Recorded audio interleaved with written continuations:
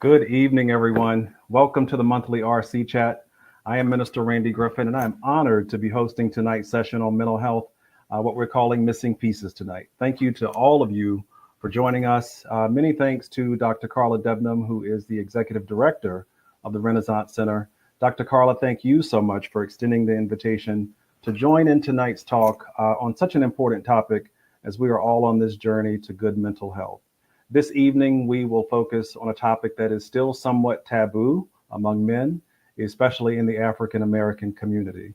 Although there has been an increase in the percentage of men who actually seek mental health support, the numbers still show that there is still a gap between men and women when it comes to seeking out mental health care. So tonight, we are going to dive into several aspects of mental health as it relates and pertains to men, their relationships, support systems, and simply taking steps to address their mental health needs. So if you know other brothers that need to hear this or that can participate in this discussion, please share the link with them now. It is not too late. This is a very important dialogue focused on men's mental health, and it does not get enough attention. So tonight, we're going to give it the attention that it deserves. So all are welcome. As we dive into tonight's discussion, I am honored to be joined by two highly respected professionals in the mental health field as we focus on men's mental health. And again, as I mentioned, what we're calling missing pieces. We are joined tonight by Dr. Kyle Berkeley and also by Brandon Johnson. Both are experts in their field, and what a privilege it is to be sharing with them tonight, and we look forward to hearing their perspective. I know we are having some technical difficulties. We're waiting for one of our guests. So Brandon, we're going to start with you. If you could introduce yourself, tell us a little bit about your background, please. Absolutely. Just an honor to be here and to be sharing with you all tonight. I'm Brandon Johnson. I am so I wear two hats. And so on the personal level, I have a YouTube page called the Black Mental Wellness Lounge, where we have conversations like this one, where we talk about mental health and wellness for us. Like, what does it mean for us, like, to have these conversations, just as you talked about in the beginning, Randy, to really talk about, like, what does this mean for us, Black men, Black women, boys, girls, like, what can we do to kind of improve our mental health? And so outside of that, my day job, I work as a branch chief in the federal government in the suicide prevention branch at the U.S. Department of Health and Human Services, in an agency called SAMHSA, which is Substance Abuse Mental Health Services Administration. I'm not representing them tonight. I'm representing the Black Mental Wellness Lounge, but I do a lot of work in suicide prevention, and I also lead and co-founded an initiative called the Black Youth Suicide Prevention Initiative, where we work on these issues for Black youth and young adults. So really tapped into that work. And been a member of Morningstar. I guess I was 10, maybe, that we first started going to years Morningstar. ago. Just a couple of years. Just a little bit ago, right? But yeah, so just honored to be a part of this, and just glad to go to a congregation in a church that centers mental health. Yeah. Well, we're glad to have you tonight. We also now have with us Dr. Kyle Berkeley, right on time. How are you, Dr. Berkeley? I'm Kyle. blessed. How you all doing this evening? Really well. Could you introduce yourself and just share a little bit about your background? My name is Dr. Kyle Berkeley. I'm a mental health therapist. I'm a member of the Renaissance Center. I work on the staff there, also work full-time, even though I don't serve in that capacity like Brandon mentioned earlier. At this very moment of what we're doing, I'm not representing, but I do work for the state of Maryland as a reentry coordinator for Patuxent Institution, and also work for Arundel County's crisis response. Awesome. Nice to have you tonight. Both of you sound like you are extremely busy. So we are grateful that you were able to join us tonight. Obviously, with so much going on in the world, I have to say this is so timely of a conversation. There's so much going on. I think we all are under a lot of pressure just living day to day. But everything we see in the world, if it comes to politics, just the state of affairs of the world, it's just a lot to deal with. So this is really timely. So we're going to jump right in. For our viewers tonight, if you do have questions, please put those in the chat. We will try to answer as many of them as we can before we wrap up tonight. So we're going to start first really focusing on what we were looking at as a topic of this meeting, missing pieces. So I will pose this to both of you gentlemen, and either one of you can jump in and we can go from there. But tonight's focus is missing pieces. When you hear that term, missing pieces, what does that mean to you as it relates to men and their mental health? Yeah, I can jump into it. I think really when we talk about missing pieces, I think there's like a bigger part of it, and then there's like a more like individualized part of it, right? So when we think about the bigger part of it, when we think about men and think about how we, what are the things that we think about in the day? What are the things that we prioritize? What are the things that we center, the things that are consistent in our lives? Usually it's making sure that we're employed, trying to ensure that we have money, because a lot of us have been taught like that's where you got to go, make sure you go where the money is, right. And focusing on our physical health, right? Like those are kind of the things that come out first, right? And so there's this missing piece around mental health and wellness that just for a lot of us isn't there. So like it wasn't taught to us, it wasn't something that we have, focused on or centered in our lives. And so, we can go for the money. We can have this grind culture where we're like, we always got to be doing something. We got to be like into something. But when it comes to mental health and wellness, they're missing pieces around, how do we communicate around our feelings and emotions? What do we do to take care of ourselves? Even beyond that, like, is it okay to take care of yourself? Like, is it, a masculine thing to take care of yourself or to understand your emotions and unpack, your emotions and things, where a lot of times we've been taught that it's not. So when we get to a certain point where we want to address our mental health, like we're behind, like we don't have the tools and the things, the language, like the resources, all those things that like help us in that sense. We don't have them because we haven't been taught them. We haven't been taught to prioritize them. They aren't things that come naturally to us, right? And so as a part of that, those things aren't there when we're processing things. And so I think for us as men, like there are missing pieces, like mental health is a missing piece. And then when we decide to go in for our mental health, because we haven't been taught it and because we haven't spent a lot of time with our feelings, emotions, experiences, then we're kind of at a loss when it's that point for us to like engage around them. That's spot on. Because when I first saw this term missing pieces, that's what, hit me as well. It's like we focus on every other aspect of our lives, but for some reason we don't take care of the whole self. And to me, it's like the total wellness package. And your mental health is huge. It affects everything that we do. So that's really good. Dr. Kyle, what are your thoughts? First, I wanted to add on to what Brandon said, because he mentioned a lot. But when I think about missing pieces, Also think about emotions. A lot of us, I don't want to speak for every man, but I can speak for myself and a lot of men I've encountered. It's There's an emotional component that some kind of way either hasn't been addressed or has been addressed later on in life. And a lot of times it doesn't come out until you actually speak to a clinician or a counselor for whatever reason. I'm not sure what that reason is for. Also, finances. That also seems to be a missing piece when it comes to us as men, especially African American men. Mhm. Health, as we know, high blood pressure and other illnesses do happen to run pretty high in the African American demographic.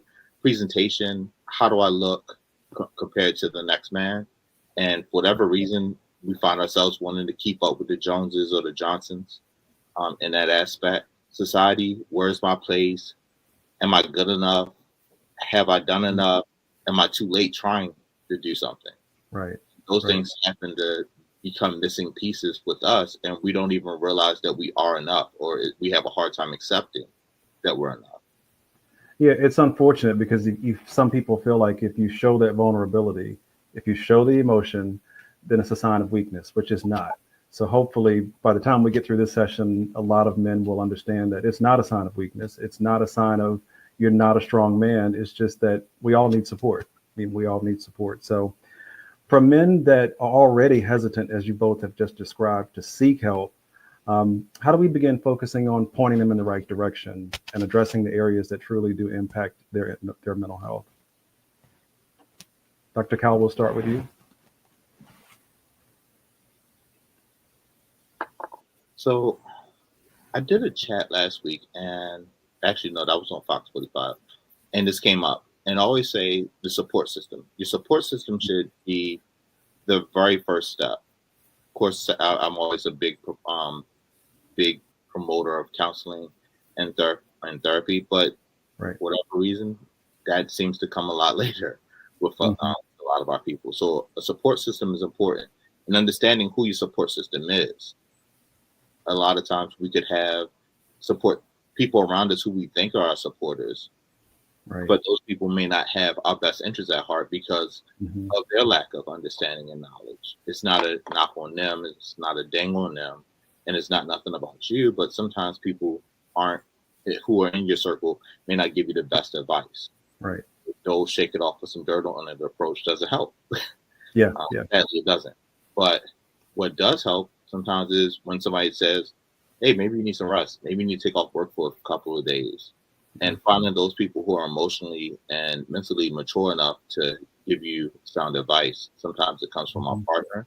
Sometimes it comes from a parent. Sometimes it comes from a cousin, uncle, aunt, co-worker, even a neighbor, somebody who actually takes the time to know you and learn you.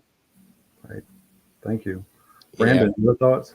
Yeah, I think that's a really good point that Kyle mentioned. Like I tell folks a lot, like it's good and it's helpful sometimes to listen to wise counsel, right? If somebody who knows you, someone who is like, connected to you can see signs or whatever. Because sometimes, if we're honest about it, we feel like we always have a handle on everything that's going on with us, right? Like we know ourselves to this point. Like nobody can tell me something about me that I don't know.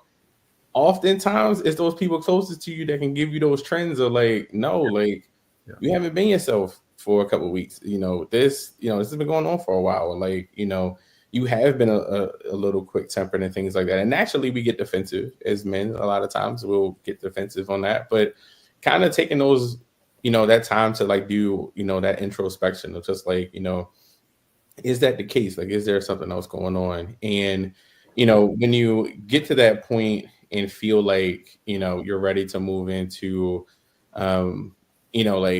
seeking services or want to take care of your mental health, just have that conversation internally about like, what do you hope to gain from it? Because sometimes folks get into wanting to take care of their mental health as maintenance. It's just like going to the gym for physical health, right? Like you go to a therapist, you get a clinician, you get somebody that you can work with. And like over time, you're just like building that toolbox of like, I can take care of myself when these things come up, even though I don't feel too stressed right now. Or, it could be something in your past. You could have, just like this thing, that happened to me years ago keeps coming up, and I feel like it's getting in the way, right? So it may be to address that particular thing, you know, and it could just be something to better yourself overall. Like you've been hearing people talk about it, you're interested, you want to just, you know, try it out. Like I just want to see what comes up for me, right? And so figuring those pieces out, and then it'll kind of direct you where, you know, you need to go or what resources are particularly helpful. And I know we'll talk about resources in the conversation, but then tapping in from there, getting connected to a Renaissance Center or something like that, that can help with therapy. And there are also other men's groups and support groups out there that can help if folks don't want to jump into like formalized therapy. So Brandon, you touched on something that really stood out, and I want to see if we can focus on this a little bit. You mentioned as far as seeing therapists, you know, a lot of people think there has to be something wrong. You know, there's really something wrong. There's a big issue, but it doesn't always have to be that way. It could really just be a part of your routine, your wellness. Having someone to talk to that's not judgmental. They don't know all your business. You know, Right. that you can be really open to them. So I want to stay there a little bit. Can you expand a little bit more on that as far as, you know, really seeing somebody, you know, just because it's part of your routine, it's part of your wellness, not because there's a condition or there's something in your history or there's something wrong. Yeah, absolutely. And I know Brother Cal can talk about this from the clinician side, so I'll tackle it from a person who's been. I've had a therapist. It was pre-pandemic, so I have to think about it, but it's been maybe 2016, 2017 that I've had a therapist. So I'm not a mental health clinician. I'm in the public health side of mental health. And so, so with that, you know, I was like, you know, I'm in this mental health space. I do all this work, and, you know, I want to practice what I preach. Like I want to, you know, make sure like I'm taking care of myself. Like this space is tough. And so a lot of that was maintenance. It was just, you know, I want to get in, make sure I have the tools and things to take care of yourself. And so, you know, you're able to find a clinician that can do that. There are a number of resources to go to. One, I would point to the Renaissance Center for sure. There's also Psychology Today, where you can, you know, really kind of, you know, put together what you want from a therapist. If you're like, you know, I think I would do better if I talk to a Black male, you can go on Psychology Today and you can filter for a Black male therapist. If you want to talk to a woman, if you want someone younger, older, someone you can see in person versus virtual, it gives you the ability to do that, to be able to put that, you know, put those pieces together. And so from there, like you can go see a therapist and, you know, just kind of start off with, you know, conversations about what's happening in your day-to-day life. So as stressors come up, you can talk about them. And one thing I would say is that a lot of times when you get into therapy and you start, there's been times where I've been like, I don't got nothing to talk about this week. This week was fine. Like nothing happened. I don't have anything, you know, to talk about. And you'll get on, you'll jump on, and then you'll start just dialoguing about things. And then something to come up that you didn't anticipate, or something that came up for you, or even like, you know, all therapy sessions aren't talking about things that are harmful. Sometimes it's talking about how you recognize joy when you have it, how to maintain that joy, how to keep your peace. This week was peaceful. Why was it peaceful? What wasn't there that kept it peaceful? Yeah. Right. What did you do that helps you maintain it? And how do you keep it for as long as possible? And what do you do the next time that your peace is disrupted? Right. Like those things come up, and then you're like, man, I'm glad I went today. Like, I'm glad I went and talked. I didn't think I had nothing to talk about. So it gives you that space to just, you know, to just talk. And we talk a lot about like how, like you talked about in the beginning about like the pressures that we have, everybody, but like the pressures that Black men have. Right. And so having a safe space to, you know, a non-judgmental space to just talk and vent and get those things out and articulate it, even when you, and it's good because you don't have to be perfect in therapy. You don't have to have all the things to say. That's why you're there, right? Sometimes you just talk and vent and it all comes out, and you're sometimes like, I didn't even know I even felt that way about it, but I also didn't have a space to talk about it, right? I didn't have the space to do that. So yes, you don't have to be in crisis. You don't have to feel that, you know, something, you know, disaster is going to happen to your mental health. You can go just for maintenance. So if you go to the gym, if you take your car to the shop, if you do all those preventative measures in other spaces, it's also okay and perfectly fine for us to do that for our mental health. Yeah, absolutely. Absolutely. Every therapy visit, for the people that are afraid of therapy, doesn't have to be a therapy visit of doom and gloom. There's a lot of good that can come out of a lot of good conversations. And I'll also plug Psychology Today. That's how I found the therapist that I was using. Awesome. And I can own that, and I can tell folks that are struggling with it. For years, I struggled with, I don't need a therapist. But the older you get and you realize there's things that you haven't dealt with or that you haven't talked about, those things will manifest in a different way, and sometimes it's in a way that's not healthy or not productive. So I did find one there, very good resource. Dr. Carla, what are your thoughts on that? Yeah, maintenance is a very major thing that I think often gets overlooked. While Brandon was talking, I wrote down the old saying, "Don't let the hearse bring you to church." And it's interesting because in mental health, people can look at health like regular physical health, like things like cancer, diabetes, as ways. Okay, I'll see a doctor, and my doctor will tell me we'll do an examination. Everything's fine on the initial visit. A couple visits go by, doctor monitors me, and all of a sudden notices that I have high blood pressure. Then all of a sudden I learned there's a history of high blood pressure in my family. Okay, I'm on high blood pressure medication. I'm learning what foods to eat. I'm taking care of myself. I'm monitoring my blood pressure. Things are getting better. I'm in a place of normalcy. Maintenance. Yeah. But for whatever reason, in the mental health world, it's taboo, and it's always interesting to notice how taboo it is.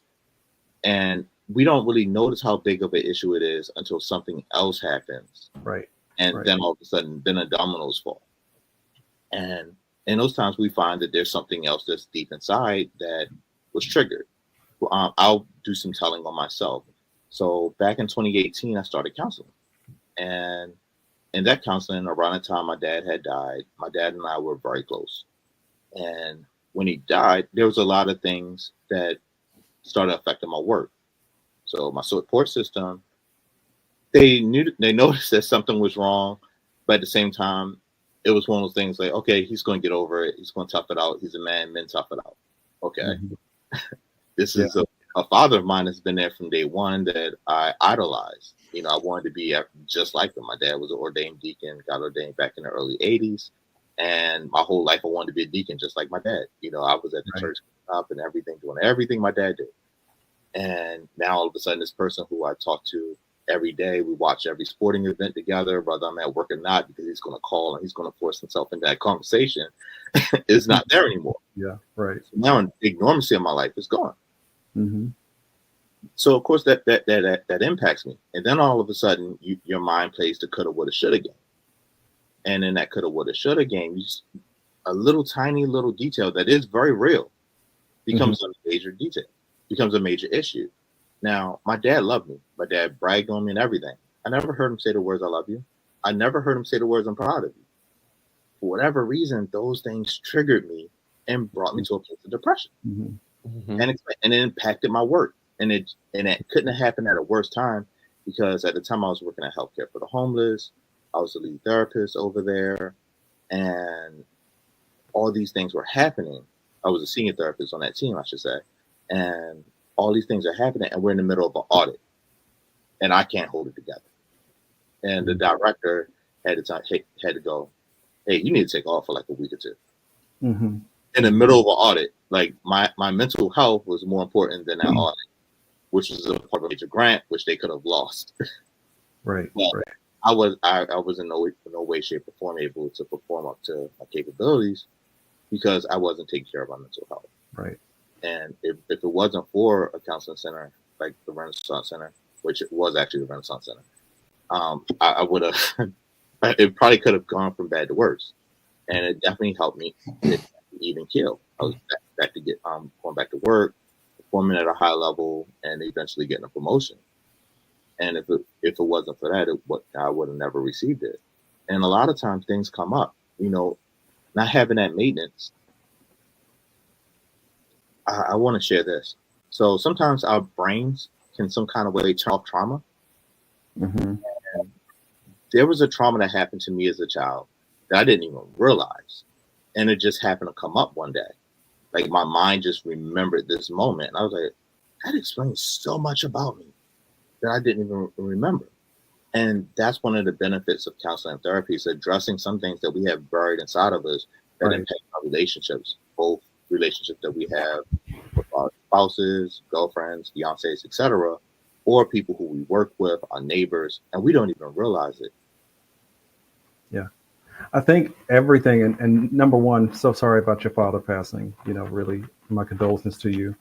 But everything you just mentioned and a lot of things you were mentioning about your father that you didn't even notice, or things you didn't notice until he was gone, and there was things that were missing. It's just amazing how this comes full circle when we're talking about missing pieces to this whole equation. So it's just really interesting that you touched on that. You also mentioned on when you were young, as far as being a boy. One of the things I want to ask both of you is when you look at depression and anxiety, how does it show up or present itself differently between us, men that are older and obviously younger boys? Does it present itself differently? Or if so, how? Brandon, you want to start? Yeah, I can jump in on that. Particularly, what comes out a lot, especially in our young boys, and I'll start there. A lot of the work that I do is with young people. um, is that really with our young boys, there's a lot of emotions that they are having a hard time handling, right? A lot of people, when you hear depression, folks think that, you just kind of withdraw and get isolated. You're not talking, you're not communicating. You're persistently sad. You can't get out of your own sadness and all of those pieces like that. That definitely is there, especially for, like you said, for the older guys. Like those things are there, and they're there in some young people as well. So a lot of this does cross over for sure. But I will point out, like in the work that we do, a lot of it with our young Black boys is really, sort of what we call externalizing behavior. So it's like not just those internalizing things. Sometimes it can come out through aggression. It can come out with not following directions. It can come out in reckless behavior and things like that. Like when young boys are experiencing hopelessness and worthlessness, like that comes with depression. So I did some work. So I told you I do a lot of work in suicide prevention. So around the time of the pandemic, I was reached out to from the city of Milwaukee. And so there were a lot of things happening in Milwaukee that they didn't realize was related to mental health. So around this time, there was like increases in, Black boys like not wanting to go to school, like not, signing on, like, there was a lot of virtual learning during that time. They also saw some increases in, reckless behavior around, engaging with law enforcement, and sometimes even too, and, they saw a major uptick in reckless driving, right? Like speeding, swerving in and out of lanes. Like there were increases in car accidents, and a lot of them were just Black boys. And they were just like, a lot of stuff was going on. And then they realized they started, trying to do some work and trying to connect with it, going into schools and stuff like that, like talking to kids at schools. And what they realized was that there was a lot of hopelessness that had increased around that time. Like they were feeling like, we got all this stuff against us already, and now you put a pandemic on top of it. Now, like my supports, like Kyle was talking about, those social supports are gone. I'm not talking to like, my coach who was really helpful, my teacher who was really helpful. Like, I'm not able to go to church. I'm not able to get these things that were like supporting me and maintaining it. And so it came out in this reckless behavior where they didn't quite, things didn't matter as much because their ability to see the future had diminished a little bit. So definitely in our young boys, like those behaviors that, seem off, seem more, aggressive and seem, around that space, can sometimes be tapped into mental health and trauma. And a lot of times, it's important for us to know that because, often society says like when Black boys are rebelling or like they're not following orders or doing those things that, it's related to all this other stuff, like, all these other stereotypes that we put on our Black boys. But a lot of times there aren't people around our young Black boys to say like, man, what's going on? Like, what's happening? Not just saying like, oh, I feel disrespected. You're not gonna talk to me like that. But like, what's going on, bro? This is not typically how, our relationship is, or how things go, or how I see you, like what's going on? Everything all right? Like you good? Right. Those spaces are important, but that's what comes to mind, particularly with our young Black boys when it comes to mental health. And again, a lot of the other stuff still happens. The isolation and withdrawal and those things still do happen, but those are some things that we also notice with our Black boys. And I think what you just said there on the end, as far as they don't have anybody to talk to because their father, didn't have anybody to talk to. So you look at it generationally, from generation to generation. We try to pass on the good things, but those are unfortunately some of the bad things that we also pass on because we don't talk. We don't talk about our mental health. We don't talk about our problems. We don't talk about what's bothering us or what we need. So that's really important. Dr. Kyle, what are your thoughts? Yeah, just adding to what Brandon said. I wanted. So, Randy, earlier your question was about the connection. I'm going to paraphrase it basically about that connection between an older generation and younger generation when it comes to it, and just kind of bring it to. There's a thing called transgenerational trauma, which can be trauma that's passed down from generation to generation, and we come from a people that has endured slavery, B endured Jim Crow laws, C has endured everything thereafter, the civil rights era, Rodney King, the O.J. Simpson situation, everything up to George Floyd, and thereafter more so. And in that, there's a lot of other pieces that impacts trauma that happens to older generations and younger generations. Right. Unemployment, empty nesting, which impacts us, isolation, drinking, smoking, sex, religiosity, lack of religion, music, social media, which impacts us a great deal, poverty, social media exposure also, like just a high exposure to trauma on social media. And there's so much of it, news, politics, not being heard, not even knowing what voice should be heard, and then a nostalgia to something. And a lot of times, this came out while I was writing a book, actually, and I didn't realize how this transgenerational trauma really impacted us while I was writing it. And I realized there's a certain nostalgia that's attached to music that brings us back to a certain point in our life that can also have us relive a trauma, or even a TV show that we may have loved as a child, we could watch and it brings us back to a certain mentality. Right. And that has an impact. And so imagine with us being older and having that wherewithal, how does that impact the younger generation? Like they're actually living through a certain moment in their life.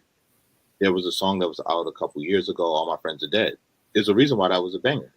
When I Wake Up, I Have Murder on My Mind. That's another song. There's a reason why young kids had loved and resonated to that song.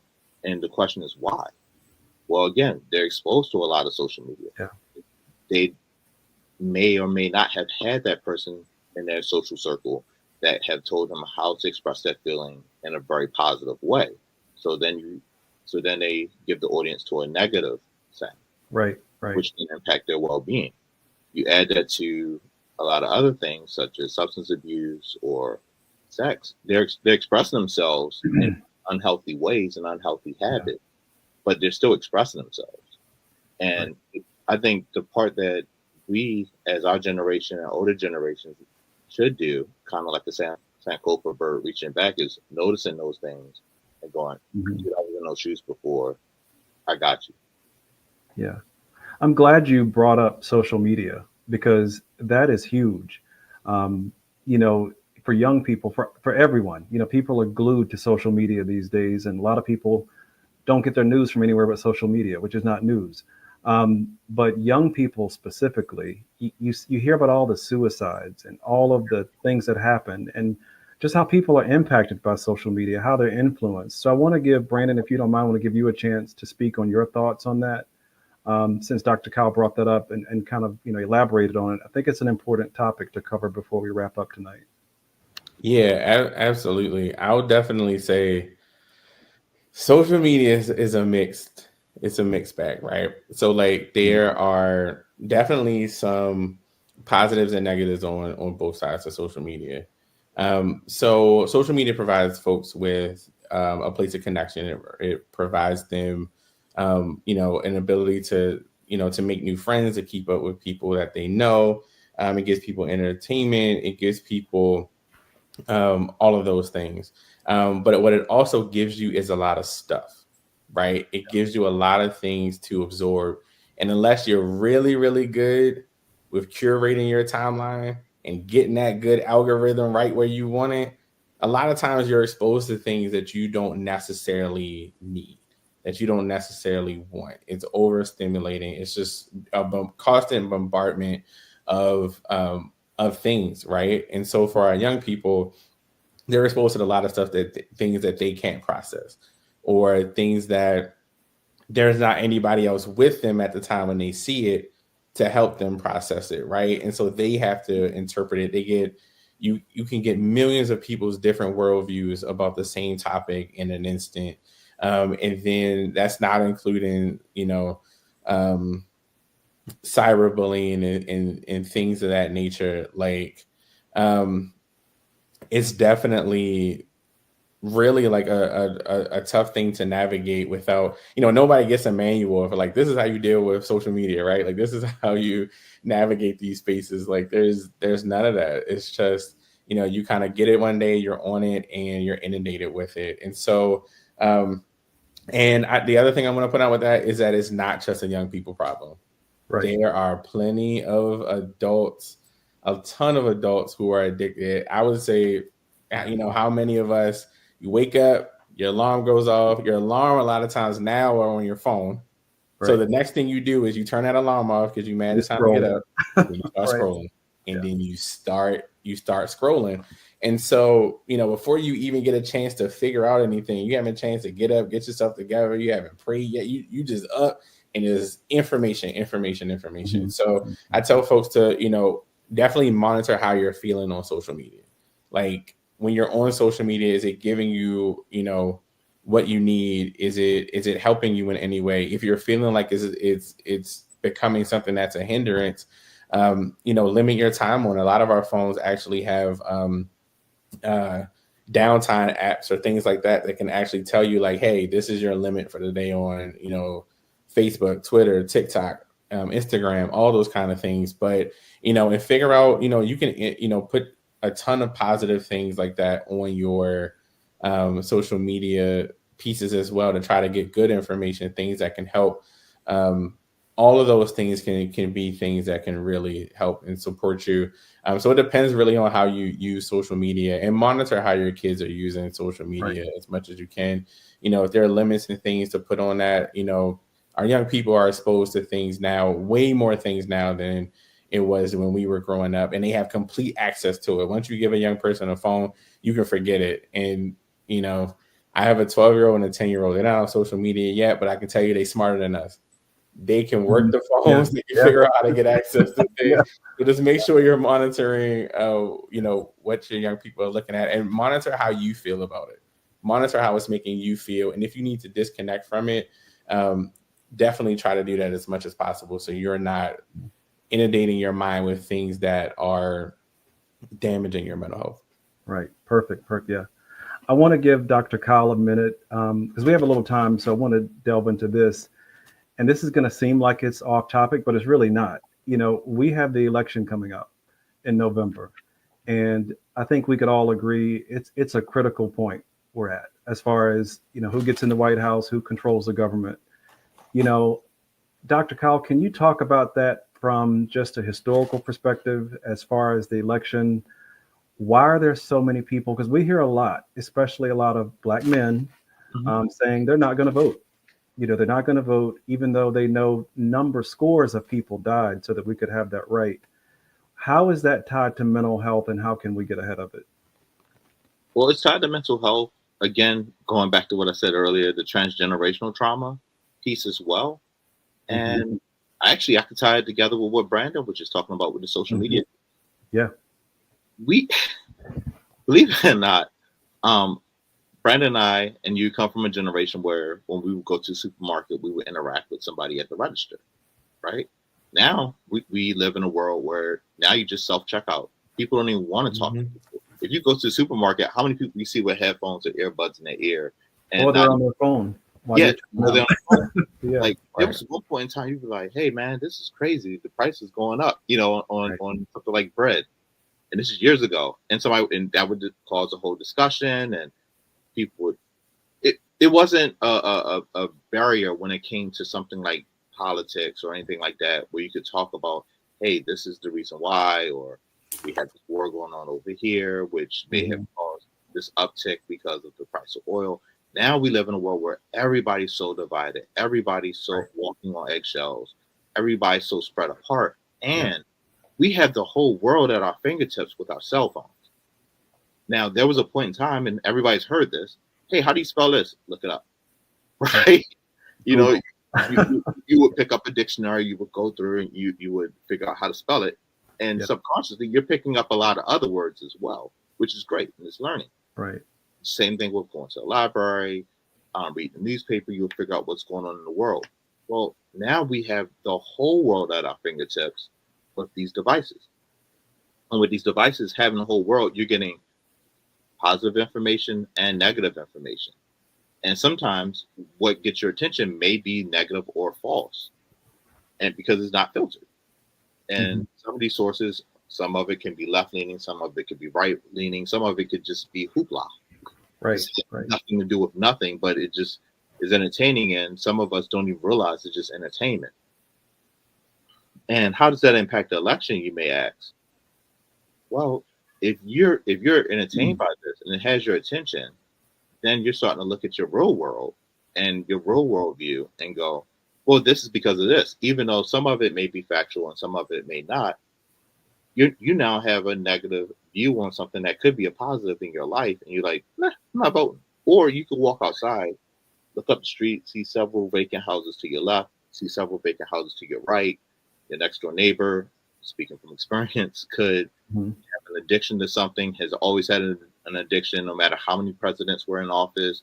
And you feel like, hey, look, my vote don't matter because I'm seeing the same thing over and over Hmm. repetitively, and it's not being addressed. So now I feel isolated. Again, going back to what I said at the supermarket, people with the headphones in, isolating themselves from the world, and you see your constant everything.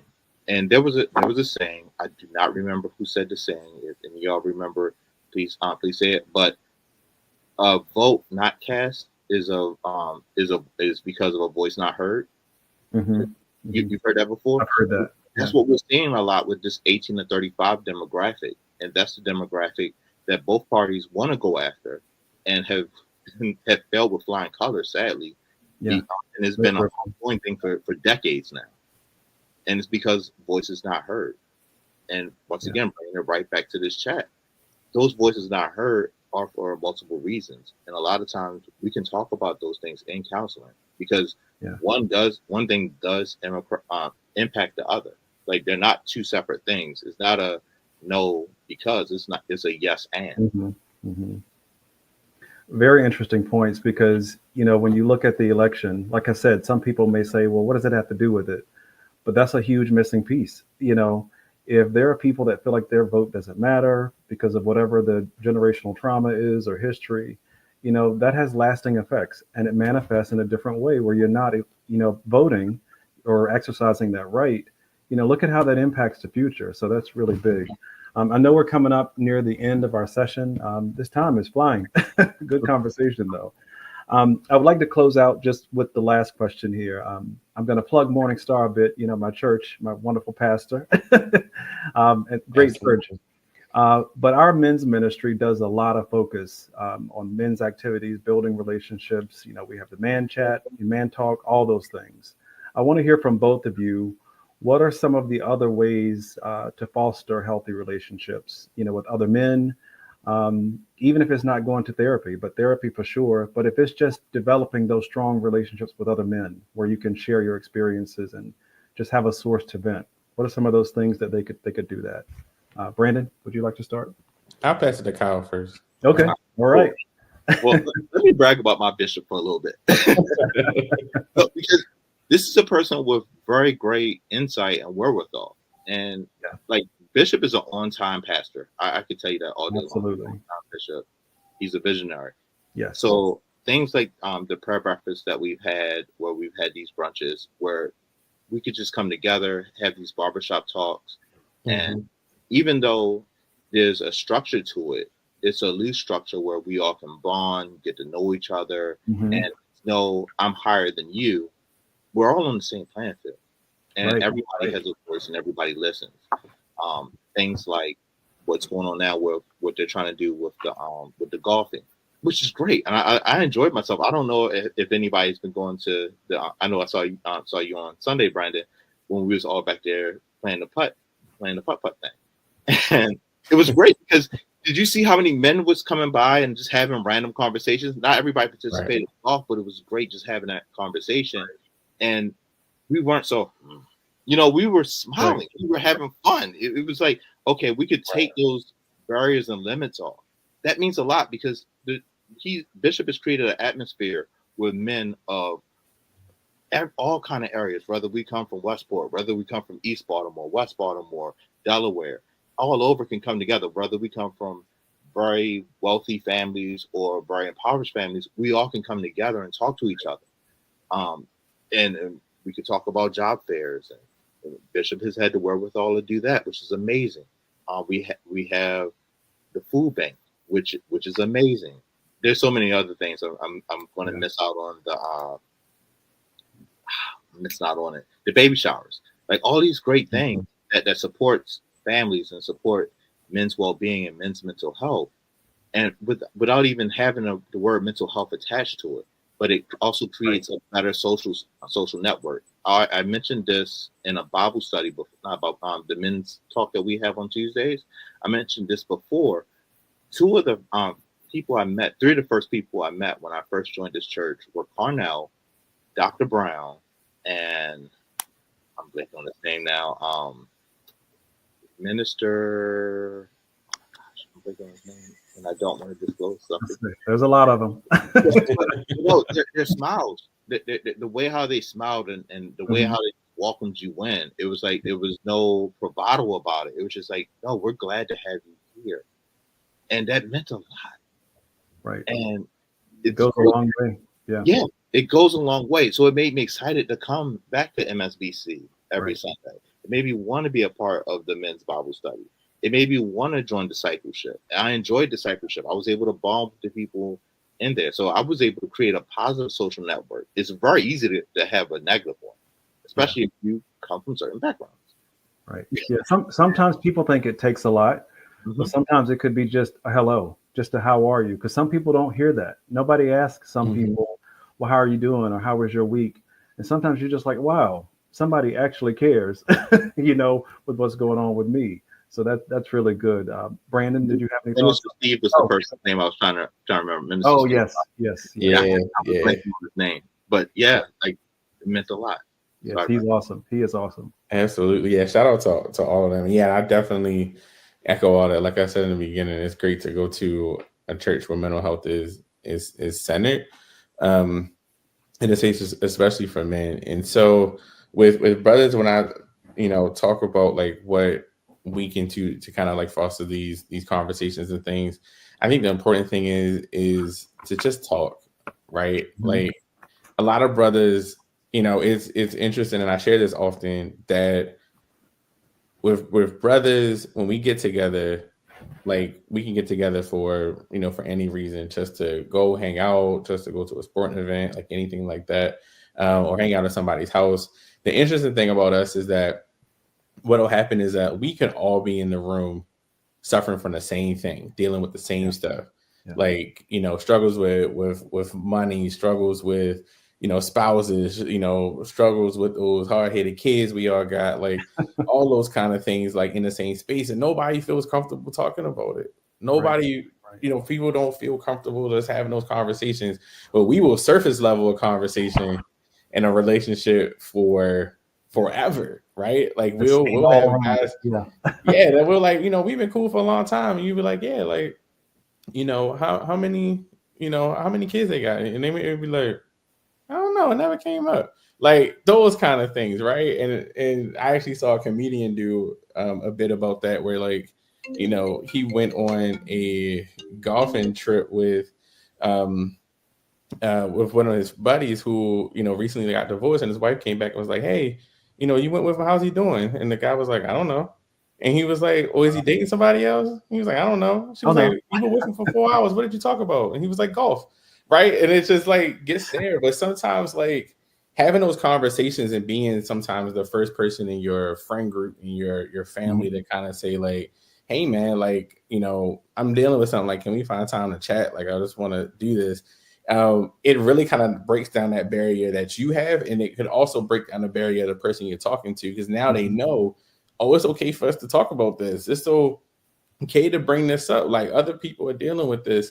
I think is really, a good thing to do, and really can help build those relationships. And the other thing I do, and Kyle and I both demonstrated this tonight. And first of all, Kyle and I talk, like we'll talk and we can talk about this stuff. Like when we see each other, we start getting on these topics and stuff for a long time. That's my good brother. But like we can get to a space where we're like, yeah, this was my mental health journey. This was what this was. We both talked about, Kyle sharing, being vulnerable, talking about his things. I'm sharing like, yeah, I've been in therapy this long. This is what it does for me. Like, if you do go into that route and it does something for you, like, don't be ashamed to share that piece, right? Like, then it helps somebody else go like, maybe I'll try it. And again, maybe a bunch of people won't, but you never know who needs to hear and see someone who looks like them saying that I was not my best self. I was broken in this season, and this is what helped me get to the other side of it. And sometimes people need to see another side. Yeah. Sometimes people need to see someone on the other side and someone to say, I have my days. There are weeks when I'm not great. There are seasons when I still go through it, but I'm still going. And I have these things that help me and support it. So I think, doing those things, being vulnerable, being open as men, especially Black men, like you can really change lives with the people around you, whether you know it or not. I think what you touched on is some people miss the fact that you sharing something sometimes is not for you. Mm-hmm. Sometimes you just being vulnerable or being transparent rather and sharing something with a friend or someone else, it helps them. And you just never know what crossroads they're in, what they're dealing with. And that one, level of transparency that you share with them could just change the course of their life or could change the course of what they're going through. So that's really, really critical. So we are near the end. I want to give you both a chance, just a quick summary. Anything else you want to share just to close us out? Brandon?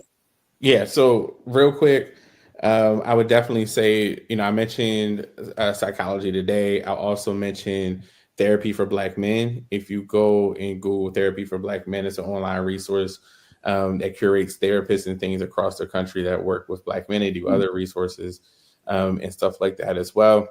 So I'll plug them. I'll also plug 988. That's the 3-digit National Suicide Prevention Lifeline. And like we talked about earlier, you do not need to be in a suicidal crisis to use 988. It's call, chat, or text. You can go to their website. They have a chat function where if you want to text it on your phone, you can text 988 and you'll get connected to a person on the other end, trained crisis counselor that's able to help you. So just wanted to plug those resources there, and just the Black Mental Wellness Lounge is on YouTube. So if you look up Black Mental Wellness Lounge, you'll see that there. But just wanted to plug those additional resources, and I appreciate the conversation with you, brother. Awesome. Thank you. Dr. Kyle. I want to plug the Renaissance Center, of course. Your local crisis response team, just because a lot of us go to different things at different times, and it changes. And your local crisis response team has resources to get us back to a good baseline. SAMHSA, of course. Also reaching out to your local substance abuse agency. And sometimes reaching out to your case manager at where you receive your medical care can help, because a lot of us, we self-medicate. Not everybody does, but a lot of people do. And that's how they deal with their mental health, rather knowing or not knowing. That's how they deal with trauma, both knowing and not knowing. So acknowledging that elephant in the room and talking to your case manager or talking to your doctor and getting a referral to get help. Even if it's maintenance, if you're not at that place where you're ready to quit, but you just want to get to a place where you can maintain in a healthy way, I'm all for harm reduction. Talking to your doctor about it, or talking to a case manager or whoever's in your support system to get that help. Well, like I said, I know we're at the end. This has been a great conversation. You both are like a wealth of knowledge. I feel like we could do a part two. This was really, really good. So I just want to thank you both for sharing your expertise, sharing your perspective. Prayerfully, hopefully someone tonight was touched by this. They got some information they can use, they can receive. As you've heard, there's a lot of great resources out there. Use them. They are available. As we've heard tonight, mental health is really part of the total package. It's total wellness. So there's no shame in raising your hand and saying, I need somebody to talk to, or I need some help. So we're just really grateful that both of you carved out time tonight. Again, very healthy discussion. Appreciate it. After anyone who's viewing this, and you don't have to be a man to do this, but anybody that needs some support or needs help, as both Kyle and Brandon have mentioned, there are resources available. You can reach out to the Renaissance Center at 410-409-0025, or also via the website at therenaissancecenter.org. So again, thank you all for joining us, all of our viewers. Hopefully you walk away with some good information tonight. Thank you again, everyone. Have a great evening and be blessed.